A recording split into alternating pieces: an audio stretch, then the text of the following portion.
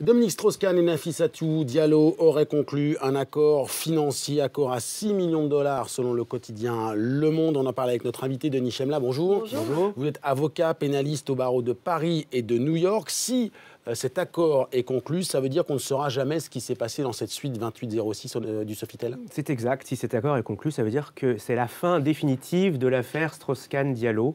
L'affaire pénale a été évacuée l'année dernière et le volet civil qui est resté d'actualité sera donc fini si la transaction est conclue. Alors, ce que voulaient visiblement éviter finalement les deux parties, c'est de s'exprimer publiquement. Exactement. Un procès, si on ne transige pas, ça veut dire qu'on va au procès. Un procès aux États-Unis, ça veut dire qu'on doit témoigner.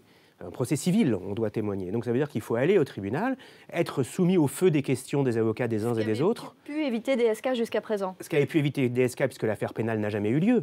Mais si on va jusqu'au procès civil, il ne pourra pas l'éviter et elle ne pourra pas l'éviter non plus. Donc tous les deux devront sortir de l'ombre et répondre à de très nombreuses questions pendant de très nombreux jours. Alors ce qui est frappant, c'est qu'au début de cette affaire, on disait que Dominique Strauss-Kahn risquait jusqu'à 74 ans de prison et finalement, il va sans doute s'en tirer avec des millions et surtout, comme le disait Karine, sans jamais avoir donné la moindre version de ce qui s'est passé selon lui. Il a donné sa version, il a donné sa version publiquement. Maintenant, il n'y avait pas de preuve pénale. Au sens pénal, il n'y avait aucune preuve contre lui qui tenait la route. C'est pour ça que le procureur a arrêté, sinon le procureur aurait été jusqu'au bout.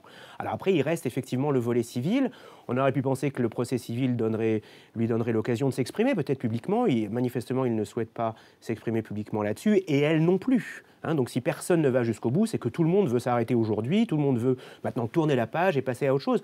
C'est pas exceptionnel dans une affaire civile de transiger. Aux États-Unis, c'est même la règle. Aux États-Unis, il y a plus de 90% du contentieux civil qui se transige. Donc je ne vois pas que ça soit très inhabituel dans ce type de dossier d'en arriver là. Il y a quand même une espèce de malaise. On a l'impression que c'est le silence contre l'argent. Oui, mais vous savez, on dit toujours ça quand il s'agit d'une transaction. Et c'est vrai que c'est la première réaction qu'on a. Mais en réalité, ce que c'est qu'une transaction, ça résulte d'une analyse coût-bénéfice. Quel est le coût d'aller jusqu'au procès par rapport au bénéfice d'un procès? Quel est le coût et le risque pour Dominique Strauss-Kahn? Quel est le coût et le risque pour Madame Diallo, qui est fait également l'objet de demandes de la part de Strauss-Kahn, atteinte à l'image, destruction de sa carrière? Et chaque partie assistée de ses avocats mesure les avantages et les inconvénients et finit par faire une espèce de cote mal taillée à laquelle on arrive. On dit dans le monde du droit qu'une mauvaise transaction vaut mieux qu'un bon procès. Je pense que ça en dit long. Alors, le quotidien Le Monde évoque un accord à 6 millions de dollars, c'est 4,5 millions d'euros, dont la moitié serait avancée, prêtée, donnée, offerte par Anne Sinclair, l'ex de Dominique Strauss-Kahn. Est-ce que cette somme, c'est la norme dans ce type de procès ou aux États-Unis? Ce n'est pas une somme extraordinaire. Aux États-Unis, il faut savoir que les procès civils sont jugés par des jurés, des jurys populaires, avec des gens comme vous et moi, plutôt des gens qui n'ont pas fait de droit, qui sont assis et qui décident. Souvenez-vous, McDonald's condamné à 3 millions de dollars pour une brûlure de café. Donc 6 millions de dollars par rapport au montant de dommages et intérêts. On peut s'attendre à tout et on peut s'attendre à des dommages et intérêts gigantesques. Il y a le concept de dommages et intérêts punitifs, c'est-à-dire que ce sont des dommages et intérêts qui non seulement réparent, mais qui punissent aussi, ce qui n'existe pas chez nous.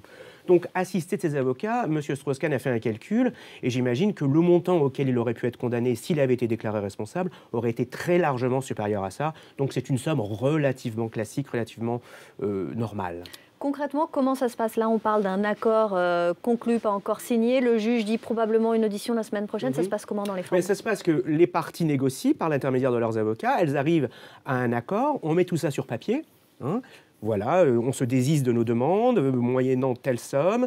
Et puis, aussi, on écrit les conditions. On écrit les conditions, confidentialité en général. Et puis on va voir le juge à l'audience de procédure qui a été fixée la semaine prochaine, j'imagine. Et on lui dit, voilà, monsieur le juge, les parties ont trouvé un accord, c'est la fin de cette affaire, merci de bien vouloir enregistrer les désistements réciproques, puisque chacun avait fait des demandes. Et au revoir et merci. Les deux parties pourraient être face à face, Nafissatou Diallo, Dominique Strauss-Kahn? Pas dans cette audience-là. Si un accord est signé, il n'y a même pas besoin qu'il soit là physiquement. Ça sera les avocats qui apparaîtront à l'audience. C'est-à-dire très clairement, audience la semaine prochaine, oui. On montre l'accord au juge, il le valide? Oui, même pas nécessairement, ça dépend de la voie qui est choisie. Il n'est pas obligatoire de faire valider son accord par le juge. À partir du moment où les deux parties sont là pour dire au juge qu'il y a accord et qu'ils ne veulent plus continuer, ça suffit au juge. Alors il peut voir l'accord, mais en général, c'est pas obligatoire. Merci beaucoup Denis Chemla d'avoir répondu à nos questions, d'avoir essayé de nous faire comprendre ce qui se passait en ce moment à New York.